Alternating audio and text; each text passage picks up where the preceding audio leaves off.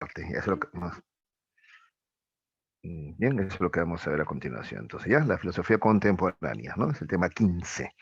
Bien, vamos a ver algunas teorías. Esto vamos a ver en dos partes, ¿no? Hoy día la filosofía contemporánea uno y la siguiente clase la filosofía contemporánea 2. ¿Ya? Muy bien. A ver, cuando hablamos de filosofía contemporánea nos referimos a aquella que se ha desenvuelto durante el siglo XX, ¿no? Hasta la actualidad, ¿de acuerdo? ¿Cuál es el contexto? En el siglo XX tenemos el capitalismo en su fase imperialista, ¿no es cierto? ¿Ya? Además hay una crisis general de modo de producción dominante, lo que conllevó, dice, a la desesperación por el control del mundo, respuesta a popular revolución socialistas y movimientos de liberación nacional, ¿no? Muy bien, pero lo que a nosotros nos interesa más, la tesis de la modernidad, el hombre progresa debido a la razón, tiene durante el siglo XX, ¿ya? Continuadores y críticos, ¿ya? Repito, esta es la tesis de la modernidad, ¿no? El hombre progresa debido a la razón lo resuelve todo, ¿no es cierto? ¿Ya? Tiene continuadores, ¿ya? Husserl y la fenomenología, el positivismo lógico del Círculo de Viena y el racionalismo crítico de Popper también, ya consideran que a través de la razón se puede resolver todo, ¿no? Sin embargo, hay críticos de estas posturas de la modernidad. Tenemos el marxismo, tenemos el existencialismo, la filosofía analítica, el pragmatismo y también el posmodernismo que se manifiestan contrarias, ¿no? A esta tesis de que la razón lo resuelve todo, ¿no? Sobre todo acá destaca el postmodernismo, ¿no? Que vamos a ver en la próxima clase, ¿no? Cuestiona, ¿no? Esta tesis, ¿no? De que la razón lo resuelve todo. ¿Ya? Muy bien. Empecemos primero por el espiritualismo, ¿no es cierto? Bueno, es una corriente que considera que el orden evolutivo del mundo se debe a Dios, impulso o fuerza vital que permitió la creación, ¿no? Como máximo representante del espiritualismo tenemos a Henry Bergson, ¿ya? Henry Bergson. Su libro, La evolución creadora, ¿ya? Él va a proponer allí la limitación de la ciencia. ¿Ves? Por eso se considera que la postura de Bergson es contraria a la tesis, ¿no? Eh, Moderna, ¿no? La tesis moderna, ¿no? De que la razón lo resuelve todo, ¿no? Es más, se podía ubicar el espiritualismo dentro de posturas irracionalistas, ¿ya? Porque vas a ver, más adelante va a proponer que, por ejemplo, superior a la inteligencia es la intuición, ¿no? Eso es lo que plantea Bergson, vas a ver luego, ¿ya? Muy bien, pero veamos, a ver, ¿a qué se refiere con limitaciones de la ciencia?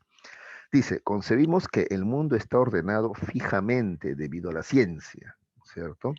El hecho de someter todo al frío cálculo hace que la ciencia detenga por un momento al mundo con el fin de estudiarlo.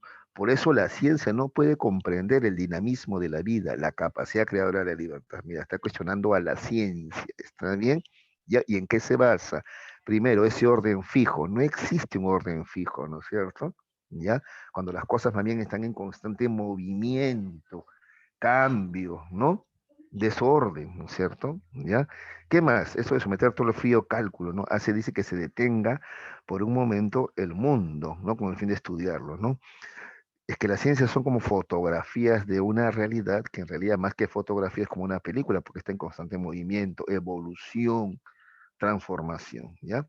Por esas razones, dice la ciencia no puede comprender el dinamismo de la vida, la capacidad creadora y la libertad, ¿ya? Eso dice Verso. Entonces la ciencia no puede entender nada de eso, ¿ya? Dios como elan vital, ¿no? Dice, realmente el mundo es puro dinamismo, ya que es manifestación del absoluto, o sea, de Dios, ¿ya? Este absoluto es impulso creador, a eso le va a llamar elan vital, ¿ya? O sea, Dios, ¿qué cosa es? Dios en realidad es elan vital. ¿Y qué es el elan vital? Es el impulso creador que empuja a la evolución, ¿ya? Como tú verás, él no, en el espiritualismo y Henry Bergson en particular no tiene pues una visión ya de un Dios con personalidad, con un plan, ¿no? Para la humanidad. No, no, no, no, no, no, no, no hay un plan así racional, calculado. No, no, no, no, no. Dios es simplemente energía, impulso, fuerza, ¿ya? Que genera vida y que genera evolución. Nada más, ¿ya? Así es, ¿ya? Entonces, este absoluto es impulso creador, el ambital, energía viva que permitió la evolución, ¿ya ves? Comprender a Dios como impulso creador no es posible por medios científicos, sino por medio de una intuición mística, ¿ya? O sea, la ciencia, la inteligencia no te va a permitir entender, ¿no es cierto?, a Dios como impulso creador. Para entender a Dios como impulso creador o el elan vital, ¿ya? Tú tienes que utilizar la intuición, ¿ya? ¿Qué más? ¿Y qué es la materia? Entonces, ya, si Dios es la fuerza que impulsa a la vida, a la evolución, ¿y qué es la materia? La materia es el residuo de ese impulso creador, pues. Por tanto, la materia es pasiva y muerta. ¿Ya? Eso es lo que sostiene Henry Bergson. A ver, aprendemos más sobre esto de su crítica a la ciencia, ya más de su crítica a la ciencia. Acá hay algunos detalles más de cómo critica la ciencia, ¿no? Henry Bergson dice, aprendemos cómo es una célula mediante gráficos que diseñan los biólogos, perdón, ¿ya? Es evidente que tales gráficos son figuras estáticas, ¿sí o no? Pero la célula no es estática. La célula es una entidad en constante flujo, dinamismo, aspectos que no pueden ser capturados mediante los gráficos que ofrecen los científicos. ¿Ya ves? Entonces esa es su crítica, ¿no?, principal contra las ciencias, ¿no? Pretender detener, ¿no?, para estudiar una realidad que en realidad está en constante movimiento. ¿Ya? A propósito de eso, a ver, va a hablar más sobre el uso, sobre el entendimiento del tiempo, ¿ya? Según Bergson, hay dos formas del tiempo, ¿ya? El primero es el tiempo real, que es auténtico, es duración pura, característica de la conciencia, ¿ya? ¿De acuerdo? El segundo, en cambio, es el tiempo especializado, homogéneo, que hace creer que los estados de conciencia se dan yuxtapuestos uno detrás de otro. Ya, la primera, el tiempo real, ya corresponde al yo profundo, a la conciencia plenamente viva. En cambio, la segunda, este tiempo especializado homogéneo, corresponde al yo superficial, a la conciencia mecánica. ¿Ya? A ver, te explico, ¿no? Si hablamos de este tiempo superficial, nos referimos al tiempo que marca el reloj, ¿no? El tiempo, ¿ya? Medido en minutos, ¿no? En segundos, minutos, horas, ¿está bien? ¿Ya? Pero ese es un tiempo, sí, está bien, homogéneo, especializado, pero no es el tiempo real. Pues el tiempo real es el que sentimos nosotros dentro de nosotros, ¿no? Cuando, por ejemplo, nos divertimos mucho y parece que el tiempo se detuvo, ¿no? Y para nosotros se ha detenido. Pues. Ese es el tiempo real. ¿Ya? ¿De acuerdo? Eso es lo que dice este verso. ¿Ya? Si hay dudas, pregunten, chicos, ¿ah? ¿Ya? ¿Qué más? Fuente originaria de la vida es el elan vital, ¿no? Este impulso de vida ha evolucionado en direcciones divergentes, ¿ah? A ver, una dirección, una bifurcación hacia el reino vegetal y otro hacia los animales, ¿ya? Ahora, este último, ¿ya? Entonces, mira, este impulso vital, ¿ya? Que es Dios, ¿ya? Ha evolucionado, ¿no?, en vegetales y en animales. Ya, ahora, los animales, ¿no?, esta bifurcación de animales, a su vez se ha bifurcado también en una línea, insectos, ¿ya? Dice invariablemente movidos por instintos, y la otra es la del hombre, ¿no?, en la que aparece la inteligencia y la intuición, ¿no? Porque el ser humano tiene ambas, inteligencia e intuición. ¿Ya? Entonces, mientras el insecto se mueve por instintos, el hombre por inteligencia y por intuición, ¿ya? Pero esta evolución, dice, no obedece a leyes, es irracional, libre y espontánea, ¿ya? Repito, esta evolución, esta fuerza vital, este elan vital, este Dios, ya no obedece a leyes, es irracional, libre y espontáneo, ¿no? Por esa razón no lo puedes comprender, o sea, el hombre no puede comprenderlo a través de la inteligencia, sino a través de una intuición mística, ¿ya? Esa es la postura de Henry Bergson, ese es el espiritualismo de Bergson. Te das cuenta que hay un cuestionamiento a la razón, a la ciencia, a la inteligencia, él pone por encima la intuición, ¿no? Incluso el mismo Dios o el ambital no es alguien que tenga una racionalidad, un plan, digámoslo así, ¿no? Sino es una fuerza, un impulso creador, evolutivo, ¿ya? Y el tiempo, ¿no? Para él el tiempo verdadero no es el que marca el reloj, sino el que tú sientes dentro de ti, ¿de acuerdo? Listo. Ese es Henry Bergson, muchachos, y su espiritualismo. Luego tenemos la fenomenología. Bueno, esta es una corriente que tiene por finalidad construir una ciencia filosófica estricta. Ese es su plan, ¿ya? Que sea la raíz de las demás ciencias, ¿no? Si tú notas esto de raíz de la demás ciencia, es algo que ya había propuesto René Descartes. René Descartes dice que ¿no? el conocimiento humano es como un árbol, ¿no? Las ciencias son como un árbol, dice, ¿no? Donde el tronco es la física, las demás ramas son las demás ciencias, y la filosofía es la raíz, ¿no? Donde necesitamos una filosofía sólida, ¿no? Para que el conocimiento científico se desarrolle adecuadamente. Ya, justamente este señor de acá, Edmund Husserl, que es representante de la fenomenología, ¿ya? Él se denomina, ¿no? Continuador, ¿ya? Del proyecto moderno encabezado por Descartes, ¿ya? Acá está, ves, características, continuadora de la modernidad, ¿ya? Se consideran seguidoras del proyecto de Descartes de proporcionar unas bases sólidas a la ciencia. ¿Y cuál es la base sólida o raíz de la ciencia? La filosofía, pues, ¿ya? A ver. Edmund Husserl, autor de Ideas relativas a una fenomenología pura, ¿ya? Y filosofía como ciencia estricta. Esas son sus obras, ¿ya? Muy bien. ¿Qué dice Husserl? Dice, la fundamentación de la... Ay, caray, acá debe decir duda, esto no lo he corregido todavía, de la duda, ¿ya? El conocimiento científico, dice, se construye a partir de conocimientos de esencias puras, entidades ideales que se hallan en la conciencia, ¿ya? Más detalladamente acá, ¿qué son las esencias? A ver, estas esencias son universales y necesarias, por tanto no están justificadas por ninguna observación o experimentación, ¿ya? Y propone para dar en cuenta estas esencias, que cosa propone Husserl, el método fenomenológico. ¿Cuál es el método fenomenológico? La epoge, que es básicamente poner entre paréntesis los conocimientos previos, los prejuicios que podamos tener, ¿ya? ¿De acuerdo? Acá está, el método fenomenológico de Poge dice, para acceder a tales esencias, que es lo que finalmente tenemos que aspirar a conocer, ¿ya? No hechos, sino esencias, ¿ya? Se debe poner entre paréntesis, dice, al mundo exterior. Esto significa que solo podemos llegar a conocer las esencias tal como son realmente si dejamos de lado por un momento todo conocimiento u opinión acerca del mundo. ¿Ya? Esas ideas preconcebidas, esos saberes previos que tenemos, hay que dejarlos de lado, hay que poner nuestra mente en blanco, ¿ya? Eso es la epoge, poner entre paréntesis todo lo que sabemos previamente para poder, ¿no es cierto?, alcanzar el conocimiento de las esencias, ¿ya? Toda la fenomenología, insisto, es una ciencia que estudia, ¿ya?, entes ideales, ¿ya?, llamadas esencias, ¿ya? A ver, para que entiendas mejor, un ejemplo de esencia. El ser es una esencia, ¿de acuerdo? El ser es una esencia, ¿ya? Por ejemplo, hay quienes creen que el hombre, el ser humano, también tiene una esencia, ¿no? Ya tiene esencia. Es más, dentro del ser humano, bueno, ¿y cuál puede ser su esencia? ¿No? Algunos dicen que la esencia del ser humano es su alma, pues, por ejemplo, eso es una esencia, el alma también, ¿no? Otros dicen que no, que la esencia del ser humano es son su sentido histórico, por ejemplo, ¿no? O sus vivencias históricas, ¿no? Y así por el estilo, ¿ya? Incluso hay quienes plantean que también hay esencias masculinas y femeninas también, por ejemplo, ¿no es cierto?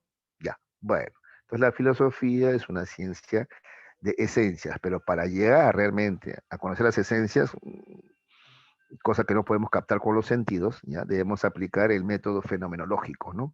La epoge, poner entre paréntesis, ¿de acuerdo? Todos los conocimientos previos sobre un hecho para poder llegar a conocer de manera objetiva una esencia. ¿De acuerdo? ¿Ya? A ver. Ahorita vamos a ver más adelante cómo, por ejemplo, el existencialismo ya aplica este método fenomenológico justamente ya al estudio del hombre, por ejemplo. ¿Ya? ¿De acuerdo? Listo.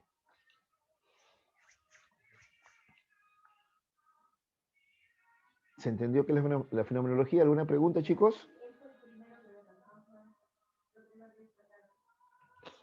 Ya, quedémonos con esto, ¿ya? La filosofía es ciencia de esencias, ¿ya? Y el método para alcanzar esas esencias, ¿ya?, es la epoge, ¿ya? Ese es el método fenomenológico, la epoge. Poner entre paréntesis los conocimientos previos, ¿no? los prejuicios, pero no solo los prejuicios, en general los conocimientos previos que tenemos sobre algo. Es que a veces el día de tener conocimientos previos nos predispone a entender de una manera algo, ¿no?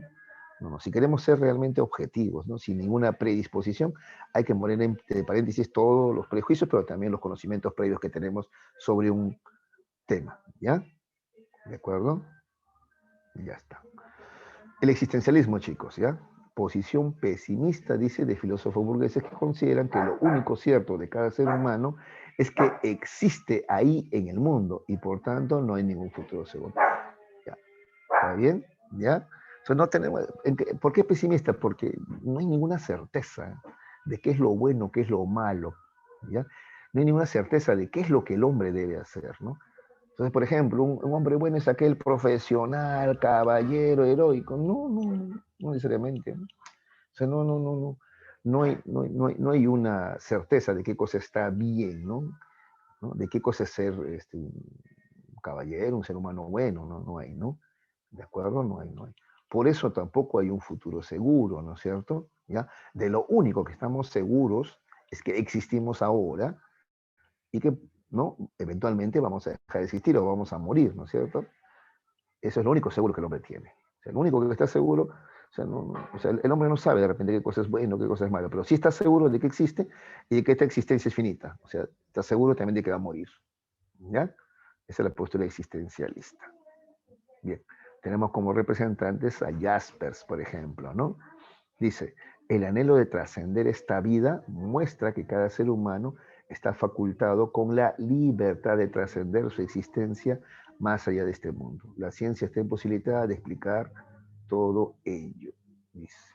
¿Ya? ¿De acuerdo? Entonces él cree que ya nacemos con esta facultad o predisposición a la libertad, ¿no? Entonces no hay un camino ya hecho, sino que el ser humano es totalmente libre, ¿ya? Ahí está ahí está el existencialismo presente en Jaspers. Marcel dice que solo es posible comprender a cada ser humano en su vida cotidiana, sean sus experiencias concretas o en sus experiencias místicas. Existe una región del mundo conformada por misterios que la ciencia jamás podrá explicar, también dice Marcel. ¿Ya? Entonces solamente podemos comprender al ser humano si lo conocemos en su vida cotidiana. Camus dice, lo único seguro es la existencia humana. Pues es existencialismo, pues es lo único que estamos seguros, ¿ya? Que existimos, ¿ya? Ahora, son absurdas las tesis del marxismo o del cristianismo que nos hablan de un futuro mejor, ¿no es cierto? Ya, esas son absurdas. No estamos seguros, por ejemplo, el marxismo dice que necesariamente, ¿no? Del capitalismo viene el socialismo y después el comunismo, ¿no? Entonces, de ese futuro el marxismo, ¿no? Entonces, Albert Camus dice, no tenemos esa certeza, no hay esa seguridad. ¿Ya? El cristianismo, por su parte, te habla de un apocalipsis, un juicio final y una vida en el paraíso. ¿No? Hablan del futuro ambos, ¿no? Pero eso no necesariamente va a ser así. No podemos tener la certeza de que eso vaya a ser así. ¿Ya? Eso dice Camus. No hay forma de probar que eso va a ser así, pues, dice Camus. ¿Ya? A eso se refiere con el pesimismo y el existencialismo. ¿Ya ven?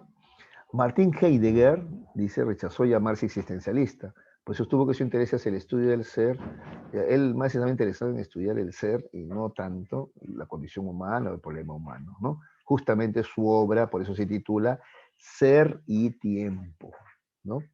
Ahí él expresa, ¿no es cierto?, una preocupación ontológica. Justamente la ontología es el estudio del ser, pues, ¿cierto? ¿No? Del ser.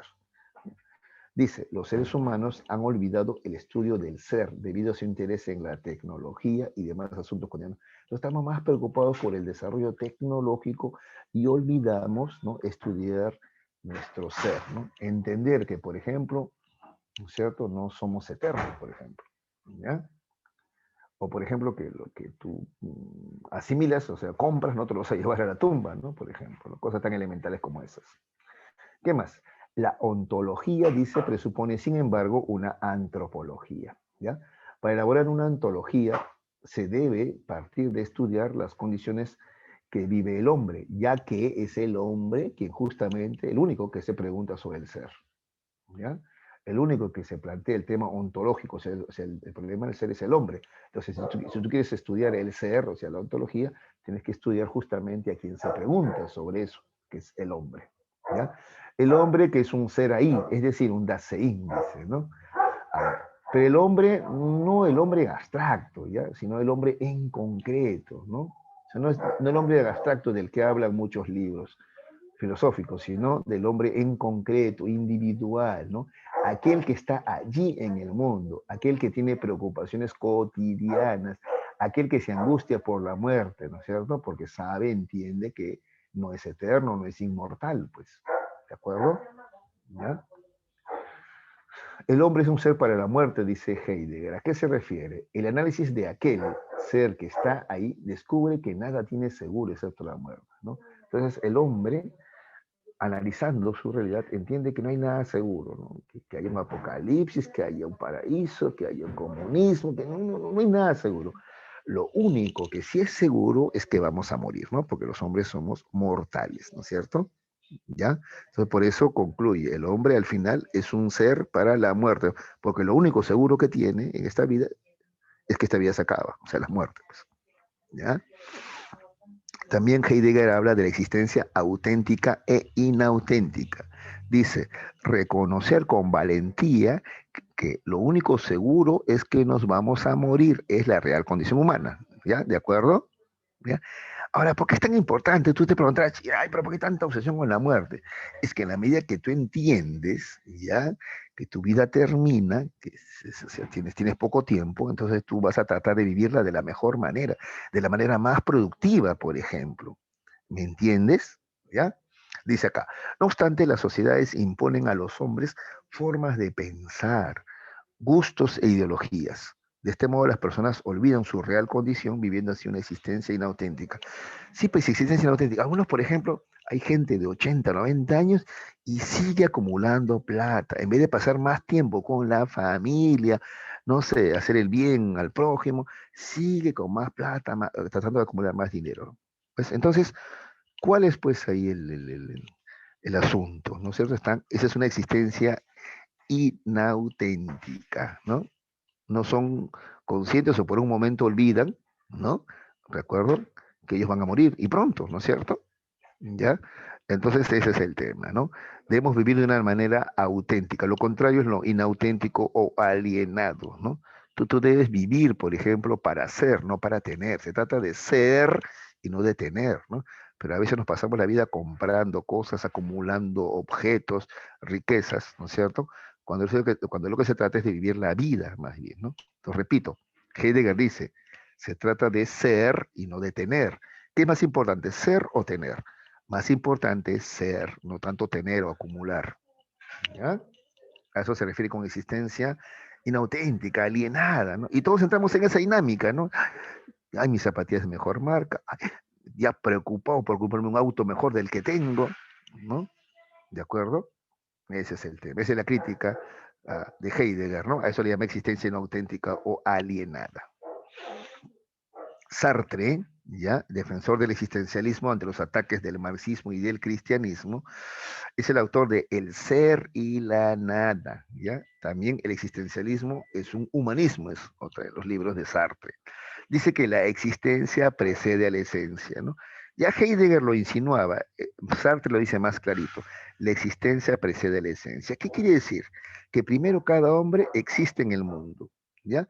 Y en esa existencia se va construyendo, se va formando luego lo que va a ser, o sea, su esencia, pues, ¿de acuerdo? O sea, no es que tú ya naces con una esencia, por ejemplo, para ser ingeniero, tú no naces, como dices, innato, ¿no? Así habla la gente a veces, ¿no? Ese es un ingeniero innato, ¿no? Es un deportista innato, ¿no? Entonces, Sartre dice, no. Cuando naces no tienes una esencia, ¿no es cierto? Simplemente es existencia, solamente existencia. Luego, con el tiempo, ya tú vas forjando tu ser, o sea, tu esencia, ¿de acuerdo? ¿Ya? A eso se refiere con la existencia precede la esencia. Entonces, al nacer solamente somos existencia. La esencia se va formando después. Nosotros mismos la vamos elaborando, libremente además, ¿ah? ¿Ya?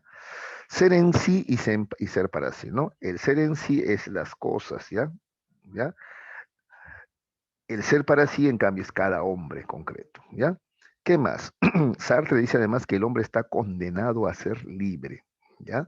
Cada hombre es consciente que no tiene esencia, que es un vacío de ser. Y más cuando sabe que no hay Dios que haga la historia. Entonces, a eso se refiere con que el hombre está condenado a ser libre.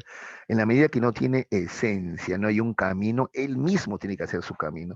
Más todavía, ya cuando el hombre es ateo, ¿no es cierto? Cuando el hombre no cree en Dios, ¿de acuerdo? Entonces no hay pues un plan. Entonces, el mismo hombre tiene que crear su propio plan, su propio camino, pues, ¿ya? Eso dice Sartre, ¿no? Mira lo que dice acá. Sartre dice así, si hubiese Dios, Él daría a cada ser humano una esencia, tu alma, qué sé yo, ¿no? Un sentido a su vida, ¿no?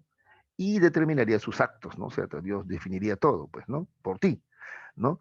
Por consiguiente, cada hombre descubre que es pura indeterminación, claro, porque Sartre es ateo, ¿no? Entonces, no hay Dios, entonces, como no hay Dios, no hay nada de esto anterior, entonces cada hombre descubre que es pura indeterminación, es decir, pura libertad.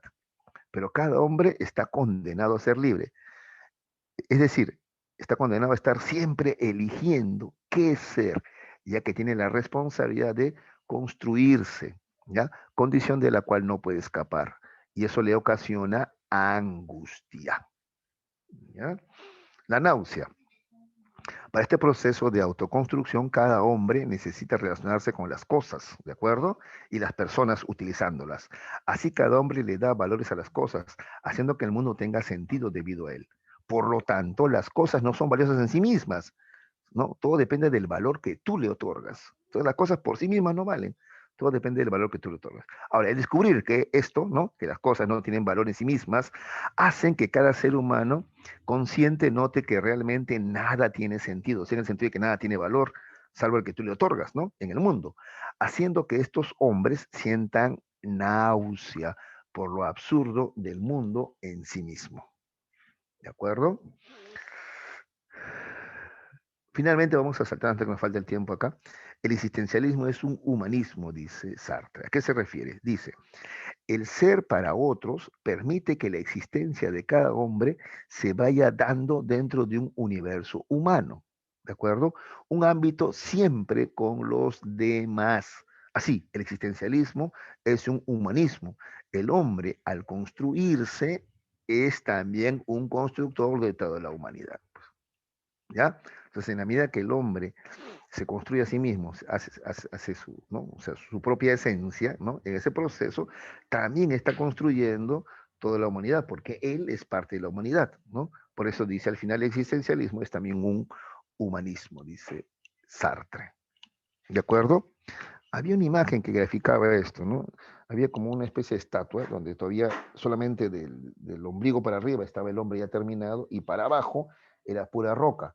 Y entonces el hombre tenía un cincel y un martillo, estaba como esculpiéndose, haciéndose a sí mismo, ¿de acuerdo? ¿Ya? ¿Ya? Esa es la concepción que tiene el existencialismo del hombre. El hombre se esculpe.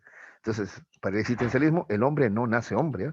El hombre se hace hombre a sí mismo, o sea, se construye, ¿ya? Se otorga su propia, realiza su propia esencia, ¿ya? Al nacer no tiene esencia, ¿ya?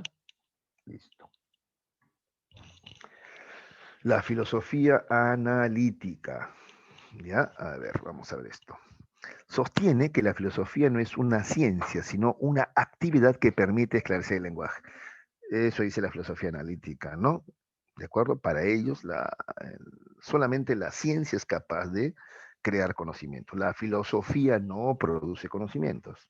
La filosofía tiene como única actividad esclarecer el lenguaje. ¿Ya? Ahorita vamos a entender mejor eso. Ya, pero veamos algunos de sus representantes. Frege, por ejemplo, dice, las palabras se refieren tanto a los objetos como a sus formas, como estos se nos presentan. Por tanto, poseen sentido y referencia.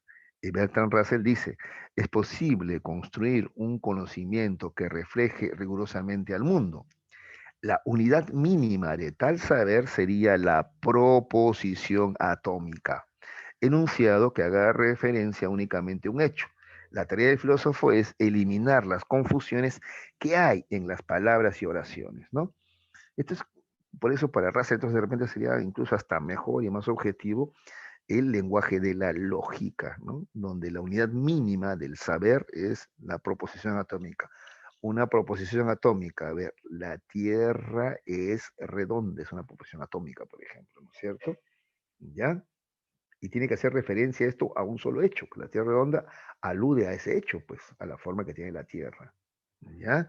Nada más, no hay por qué complicar, no hay por qué agregar más o inventar más palabras, ¿no? O más términos, o más conceptos, o más categorías, ¿no? Que solamente generan confusión, ¿ya? Más clarito lo va a decir Wittgenstein, ¿ya? Wittgenstein es el máximo representante de la filosofía analítica, ¿ya? Mira lo que bueno, él pasa por dos etapas, ¿ya? El primer Wittgenstein, donde es más radical, y el segundo Wittgenstein, ¿ya? En el primer Wittgenstein, ya, se llama así su primera etapa en realidad, ¿no? Él escribe el libro Tractus Lógicos Filosóficos, ¿no? Y dice así, la tarea principal del lenguaje es representar los hechos del mundo, ¿ya? Para eso es el lenguaje, para representar los hechos del mundo, ¿ya? Por eso se debe trazar un límite al lenguaje. O sea, mira, hay que limitar el lenguaje, ¿eh? Es decir, no hay que crear palabras de más. Uy, qué digan los poetas, ¿no? ¿Ya? Limitando al lenguaje, dice, eliminamos aquellas expresiones que no hacen referencia al mundo, ¿ya? O sea, evitar categorías, términos que son para él ya innecesarios porque no se refieren al mundo, ¿eh? Para él tiene que haber una especie de igualdad, ¿no? A cada hecho del mundo, a cada cosa o hecho del mundo le corresponde una palabra. No es necesario más, no es necesario más, ¿ya? Por eso él va a proponer un método para purificar el lenguaje, ¿ya? Para esa tarea, dice, de demarcación o purificación del lenguaje, emplearemos el siguiente método, ¿ya? A cada hecho en el espacio lógico le debe corresponder una proposición. Así purificamos el lenguaje, ¿ya? Un hecho, una proposición. Ya te dije que una proposición es un enunciado, ¿no? La Tierra es redonda, listo, no hay por qué más, listo, ¿ya? A cada hecho, una proposición o una aseveración, ¿ya? No es necesario llamar de varias maneras al mismo hecho, ¿no?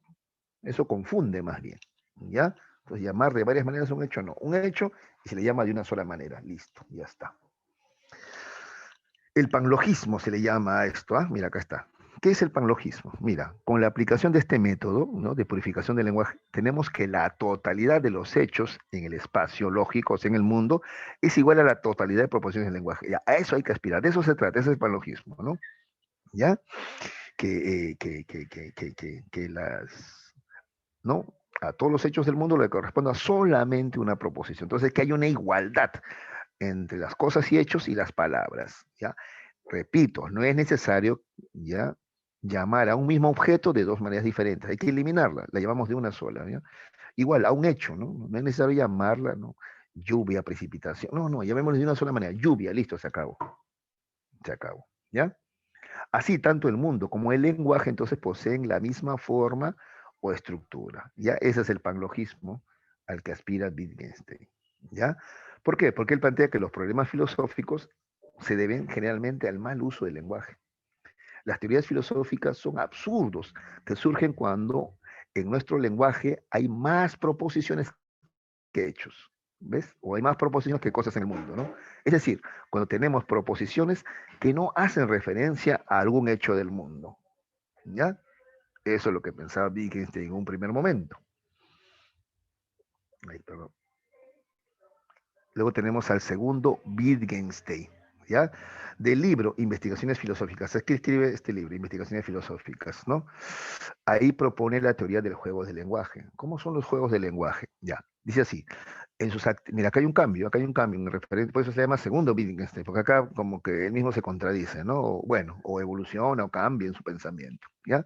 Dice así, en sus actividades, los grupos humanos tienen muchos problemas que resolver, ¿ya? Para ello, a manera de un juego reglado, las colectividades humanas establecen ciertas reglas de uso del lenguaje para comunicarse, ¿ya? Entonces acá se está entendiendo que así como hay varias formas de enfocar el mundo, entonces también hay varias formas de enfocar un mismo fenómeno. Entonces se está contradiciendo, pues entonces sí se le puede llamar a un fenómeno de varias maneras, pues, dependiendo del enfoque que tú tengas. ¿Ya? A ver, te voy a poner un ejemplo. Acá se refiere a las jergas, básicamente se refiere a las jergas. Ojo, no replanas, ¿ah? Replanas no, jergas, jergas. La jerga del médico, la jerga del abogado, la jerga del psicólogo, por ejemplo. ¿Ya? Entonces, por ejemplo, a ver, una persona, ¿ya? Apunta con un arma a un niño y le quita su celular, ¿ya? Para el abogado, ese es un delincuente, ¿no? Y es más, si es menor de edad, no es delincuente, es menor infractor. Ya esas son precisiones ya del derecho. Pero tiene su razón de ser, pues, ¿no? ¿Ya? Si tiene menos de 18 es menor infractor nomás. Si tiene más de 18, ese mismo hecho, ya se le llama delito. Es un delito ya. ¿Está bien? Mira, la jerga dentro de una misma alma. Ahora, a un mismo hecho estamos llevándolo de dos maneras, dependiendo de la edad que tenga el sujeto, ya, mira. Ahora, sumemos de hecho, a eso, perdón, otra jerga, ya, la del psicólogo. El psicólogo no habla de delincuente, no de infracción, porque no le interesa la parte legal. Al psicólogo le interesa, ¿no es cierto?, porque esta persona actúa así. Entonces el psicólogo le va a llamar no delincuente, no infractor, le va a llamar antisocial. ¿Por qué? Porque no respeta las normas morales, las normas sociales, no respeta a los demás seres humanos. Ese es un antisocial. ¿Te das cuenta? Entonces, mira, un mismo hecho, ¿no? Que es este asalto, le estamos llamando hasta de tres maneras, ¿de acuerdo? Dependiendo, ¿no es cierto?, del enfoque que le queremos dar. Ya, eso entiende Wittgenstein. Entonces, sí es posible llamar a un mismo hecho de varias maneras, pues, según necesidades de comunicación más específicas y puntuales, ¿ya? Eso es lo que entiende Wittgenstein. ¿Te acuerdas? En cambio, al comienzo era, no, pues el panlogismo, ¿no? A un hecho, una palabra, listo, no hay más, no hay para qué. Pero él entiende luego que no, pues, que un mismo hecho puede ser llamado de diferentes maneras, según enfoques, ¿no? Según necesidades. ¿De acuerdo? Muy bien. Ahora vamos a ver otra afirmación más. El valor del lenguaje está en el uso que le damos, entonces. Finalmente concluye y llega a eso ya. El lenguaje, dice, está determinado por el uso que le dan los grupos humanos, ¿ya? Para la solución de sus problemas, ¿ya? Ahí está, ahí reside el valor del lenguaje. Como ven, hay un cambio entre el primer Wittgenstein y el segundo Wittgenstein, pues. Pero en ambos casos considera que es la filosofía la que se encarga de esto, ¿no? De este, eh, esclarecer, ¿no? El lenguaje. Listo. Ah, listo, la práctica dirigida. A ver. A no ser que haya una pregunta previa. ¿Ninguna? Ya, vamos a la práctica dirigida entonces, muchachos. Ya, a ver. Carmen estuvo esperando 20 minutos a su novio. A él, ¿no? O sea, a ella más bien es, ¿eh? A ella, a Carmen, ¿no? Le pareció un tiempo largo, ¿ya? Mientras que al observar su reloj, ¿no? No ha sido un tiempo tan largo. De acuerdo con Bergson, el tiempo largo captado por la conciencia de Carmen es el tiempo. Ya, ¿te acuerdas que él hablaba de un tiempo homogéneo, especializado, que es el que mide pues el reloj, ¿no? Y otro que es el tiempo auténtico, el que deriva de la conciencia, de tu sentimiento. Por ejemplo, a ella, pues, de repente fueron 20 minutos, pero ella, pues, con la ansiedad que tenía, le pareció que era mucho más tiempo, ¿no es cierto? ¿Ya? Entonces, ¿a qué se debe este tiempo largo? ¿Cómo le llama? Él le llama el tiempo de la conciencia, ¿no? El tiempo como duración, ¿de acuerdo? No especializado, no cronometrado, no mecanizado, ¿no? A, D y C descartados entonces, sino el tiempo como duración pura, así le llama incluso, ¿no es cierto? En la pregunta 1 la respuesta es la B, ¿ya? 2. Señale la tesis que defiende el existencialismo. A ver, contesten ustedes, por favor, a ver, la número 2, ¿qué me dicen? La A. Claro, esto es lo planteado, lo propuesto por Jean-Paul Sartre. Muy bien, muy bien, muy bien. 3. De acuerdo con Edmund Husserl, para hacer filosofía es fundamental. La C. La C. Exacto, dejar de lado, incluso no solamente los prejuicios, él dice en general los conocimientos, ¿no es cierto? ¿Ya? A ver. Por ejemplo, a ver si queremos hablar del tema de la mujer, ¿no? ¿Qué es la mujer? ¿Qué es lo esencial en ella? ¿Ya? Entonces a muchos les va a salir su, ay, ellas son delicadas, o sea, nos salen nuestros prejuicios, por ejemplo, ¿no? Ellas son delicadas, son tiernas, ¿no? O son débiles, o son dependientes, ¿ya, no? ¿De acuerdo? Tendríamos que dejar todo eso, o poner entre paréntesis todo eso para entender realmente qué es la mujer, ¿cierto?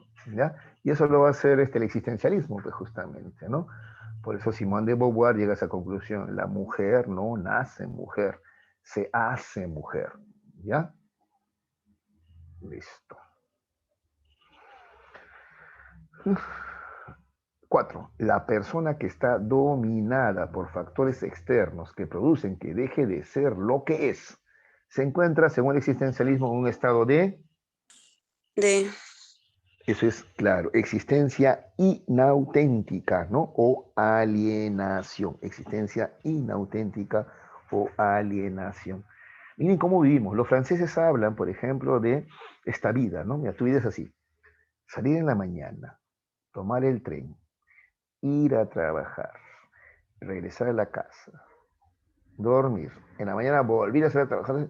O sea, eso no es vida, ¿no? Eso no es vida. Pero ¿por qué lo hacemos? Realmente necesitamos ese televisor de 60 pulgadas, ese auto, ¿no? Que no tenga una antigüedad mayor de 2 años. ¿Necesitamos realmente? No, no. Sino que estamos ya alienados, como que competimos, ¿no?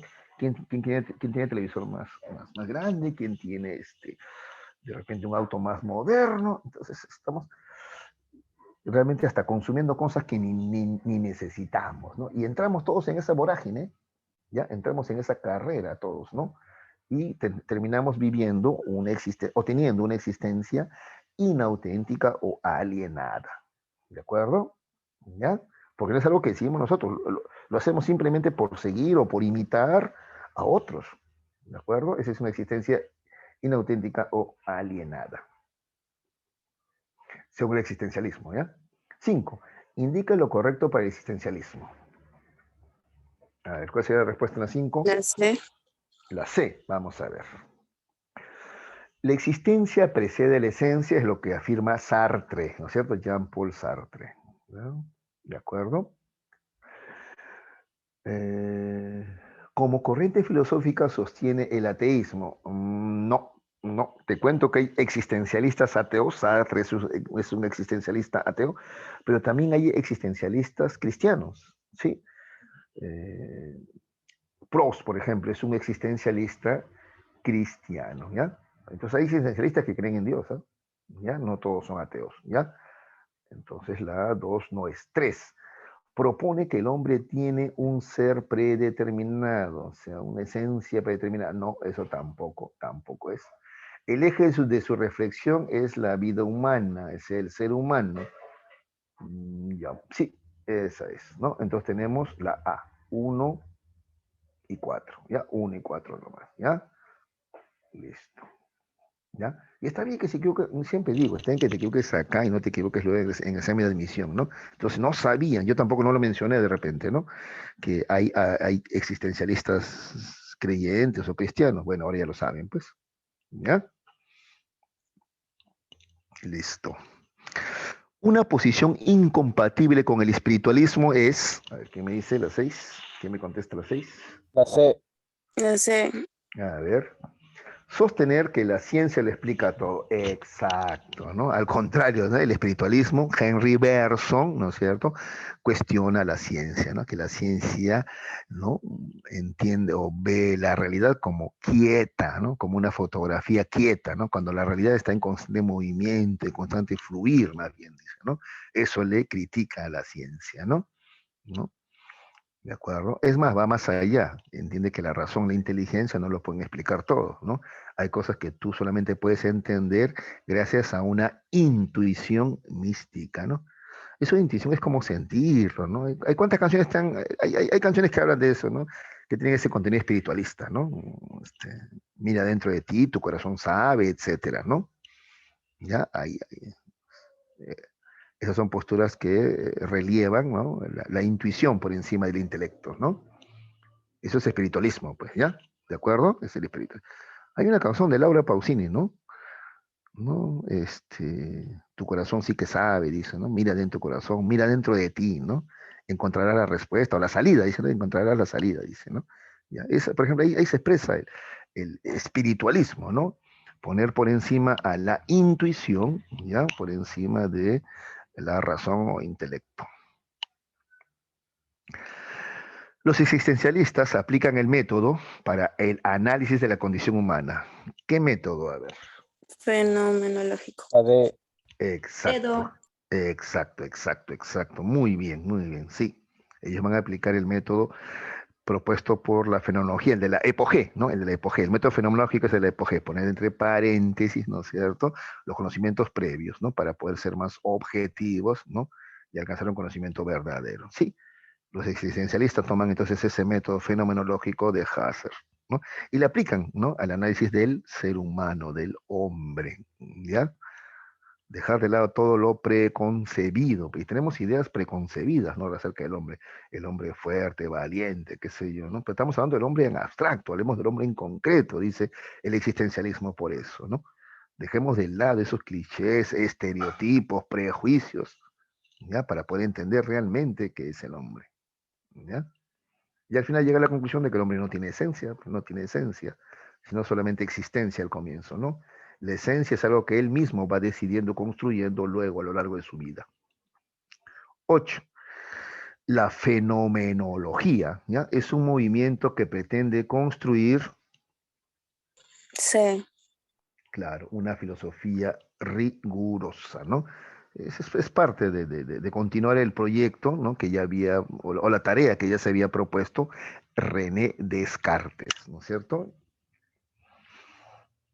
9. Sartre considera que la responsabilidad recae en cada uno de nosotros porque, C. Sí. claro, la hace. Sí, Sartre sí es ateo, ¿no? Para Sartre no hay Dios que te guía, no hay un Dios que alumbra, que ilumina tu camino, como dicen los cristianos. No, no hay. Entonces, al no haber un Dios que te guía, que te ilumina, que te indica qué hacer, qué está bien, qué está mal, entonces, ¿no? Si no hay un Dios que determine lo que hacemos, entonces tú mismo tienes que asumir tu responsabilidad, ¿ya? ¿De acuerdo? Hacerte responsable de lo que haces tú, ¿ya? Entonces no hay un Dios que determine lo que hacemos, por eso la responsabilidad recae en cada uno de nosotros, ¿ya? Si algo sale bien o mal, no hay un Dios a quien culpar, ¿no? Eso depende de nosotros, ¿no? A eso se refiere por eso con estar condenados a ser libres, ¿no? Estamos condenados a elegir constantemente, ¿no? Y eso nos causa angustia, ¿no? Un animal no tiene que elegir, sus instintos lo van a guiar. En cambio, el ser humano sí tiene que elegir constantemente. ¿Está bien? Está condenado a ser libre, dice. Concluye Sartre, ¿no? 10. En su obra Tractus Lógico-Filosóficos, Wittgenstein propuso, La B. La B. claro, el panlogismo, ¿no? Un método para limitar el lenguaje, ¿no? A cada hecho, ¿no?, o cada cosa le corresponde solamente una proposición. No hay por qué, ¿no?, estar creando más palabras, más proposiciones innecesarias. Así pensaba en un primer momento, ¿no? Wittgenstein. Muy bien. ¿Ya? 11. La filosofía analítica.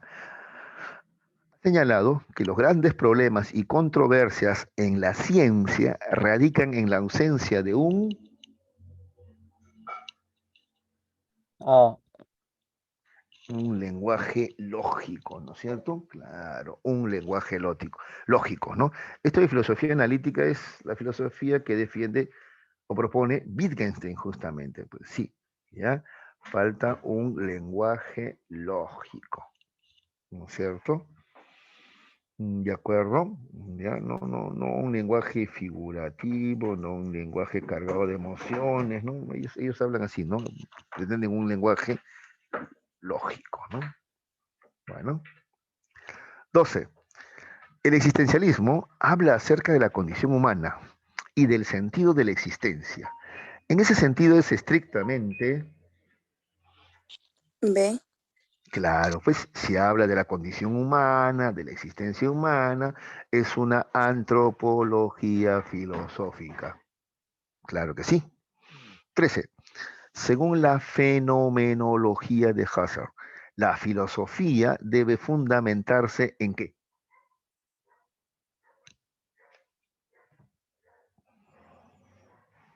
Mm.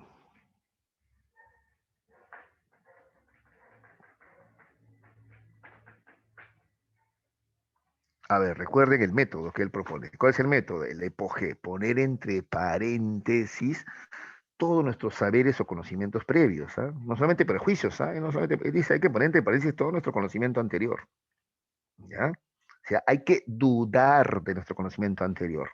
Ya, con eso ya te ayudé ya. ¿Cuál sería la respuesta en la 13?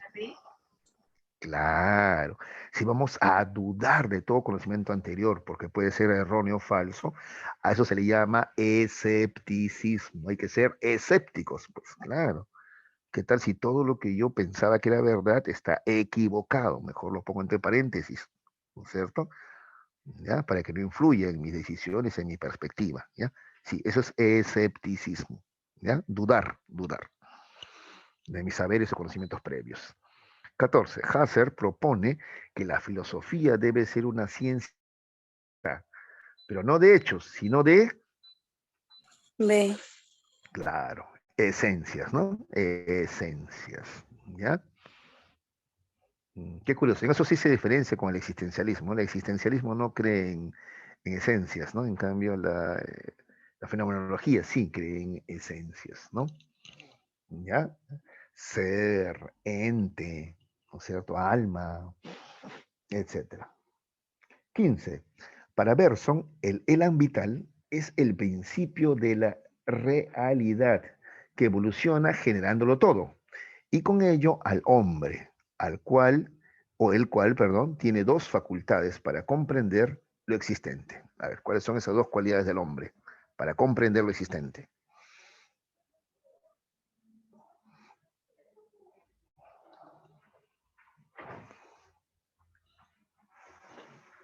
La C. La Eh, C. Exactamente, la intuición y la inteligencia, ¿no?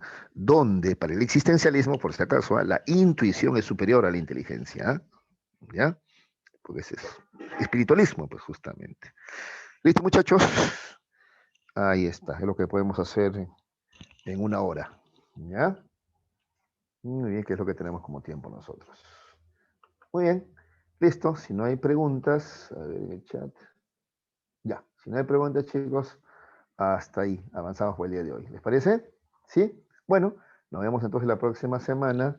Cuídense mucho, gracias por su atención y sobre todo por su participación.